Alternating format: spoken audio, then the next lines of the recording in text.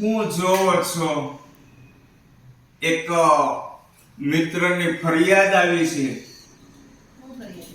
ફરિયાદ આવી છે તમારી. તમારી ફરિયાદ.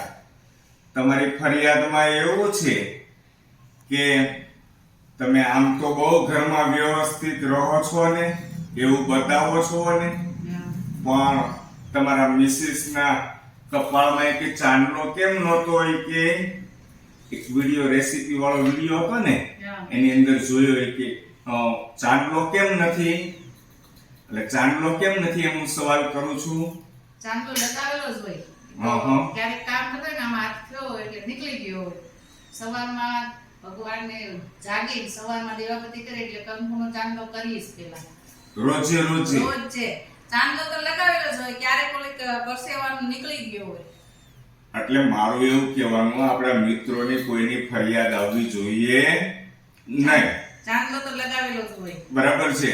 હવે શું કરીશ, હું ધ્યાન રાખીશ હવે તારા કપાળનું જો ચાંદલો નહીં હોય, હું પેકેટ સાથે જ રાખીશ. અને ચાંદલો નહીં હોય તારા કપાળ ઉપર તો હું લગાવી દઈશ. લાલ, પીળા, લીલા, ગુલાબી, કેસરી બધા કલરના છે. ચાલો દોસ્તો, ચાંદલો લાગી ગયો છે. હવે આ પેકેટ મારી સાથે જ રહેશે. ઓકે, શાબાશ. સમજો તો વાહ, સુપર લાગે છે. કોઈની એક પ્રકારની પણ ફરિયાદ ન આવવી જોઈએ. આમાં આપણી ભૂલ હતી કે નહોતી? એમાં ફરી ગયો, ખ્યાલ ન હોય. હાથ આમ કર્યો હોય ને ત્યારે નીકળી ગયો હોય. રસોડાની અંદર તમે કામ કરતા હો એટલે આમ તેમ કરતા હો, ગરમી થઈ હોય, રખડી ગયું એમ તમે કહેવા માંગો છો? નીકળી ગયો એટલે હું સમજી ગયો તમારી વાત, પણ હવે હું ધ્યાન રાખીશ.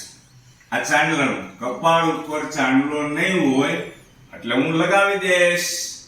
ઓકે, કરો તમારું કામ. Thank you.